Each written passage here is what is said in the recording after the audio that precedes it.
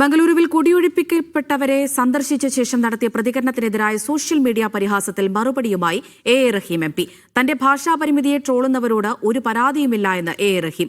കർണാടകയിലെ ജനങ്ങളുടെ വിഷമത്തിന്റെയും സങ്കടത്തിന്റെയും ഭാഷ മനസ്സിലാക്കാൻ തനിക്ക് പ്രയാസമുണ്ടായില്ല. ഭാഷ മെച്ചപ്പെടുത്തി അങ്ങോട്ടേക്ക് പോകാമെന്ന് തീരുമാനിക്കാനാകില്ലല്ലോ എന്നും എ റഹീം പറഞ്ഞു. എനിക്ക് ഭാഷാപരമായി പരിമിതികളുള്ളയാളാണ്. ഞാൻ ഭാഷാപരമായി മെച്ചപ്പെടുത്തേണ്ട ആളാണ്. അത് ഞാൻ തിരിച്ചറിയുന്ന ആളാണ്.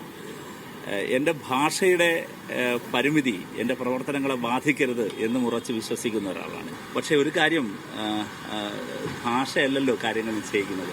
ഈ വാർത്ത അറിഞ്ഞുടനെ തന്നെ ഡിവൈഎഫ്ഐയുടെ സെൻട്രൽ കമ്മിറ്റി തീരുമാനിച്ച് പെട്ടെന്ന് അങ്ങോട്ടേക്ക് പോകണമെന്ന് ഞങ്ങൾ കൂടിയാലോചിച്ചപ്പോൾ എൻ്റെ ഭാഷ മെച്ചപ്പെടുത്തിയിട്ട് പോകാൻ മാത്രമേ എനിക്ക് കഴിയില്ലല്ലോ. അതുകൊണ്ട് സുഹൃത്തുക്കൾ ആ പരിമിതി മനസ്സിലാക്കണം. ഞാൻ ചെന്നപ്പോൾ ഭാഷ അറിഞ്ഞുടെങ്കിലും അവരുടെ വിഷമത്തിൻ്റെയും സങ്കടത്തിൻ്റെയും ഭാഷ മനസ്സിലാക്കാൻ എനിക്ക് പ്രയാസം ഉണ്ടായിരുന്നില്ല.